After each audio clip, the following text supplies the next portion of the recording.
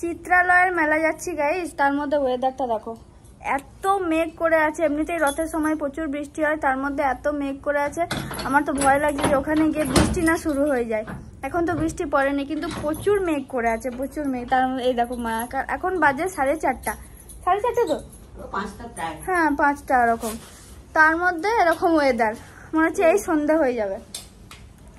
এখন গাড়ি আসবে, তার জন্য ওয়েট করে দাঁড়িয়ে রয়েছি ঘরের নিচেই দাঁড়িয়ে রয়েছি। কখন বৃষ্টি নেমে যাবে, বৃষ্টির কোনো ভরসা নাই।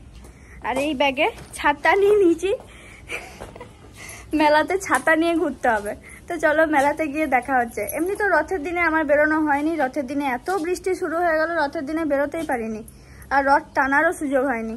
দেখি যদি উল্টো রথে রথ টানার সুযোগ হয় তো তাহলে তখন যাব।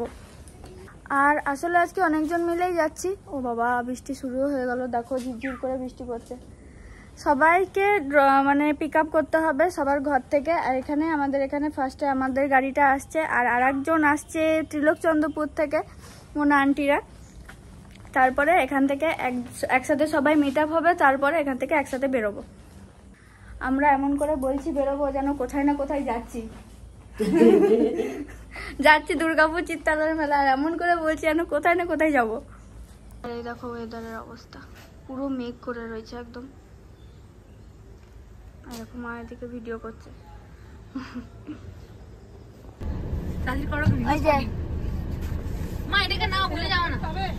আর একটা গাড়ি চলে এসছে।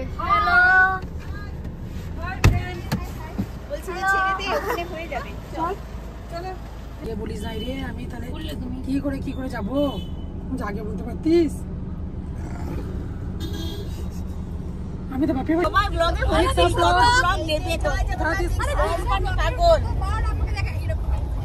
ভালো করে দেখাবি আমাদেরকে।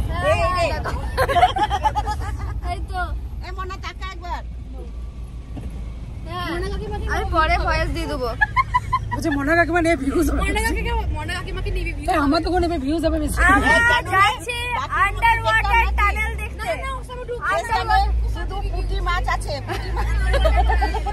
আমরা যাচ্ছি আন্ডার ওয়াটার টানেল দেখতে, যেখানে শুধু পুঁটি মাছ লেখা আছে। এই যে আন্টি যাচ্ছে,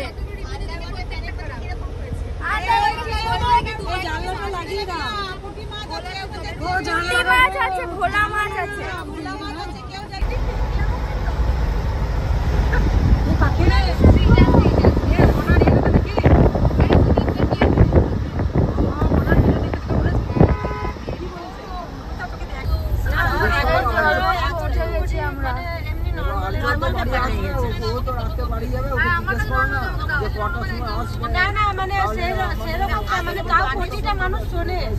যেটা ভয় ছিল সেটাই হলো, বৃষ্টি শুরু হয়ে গেল আমাদের।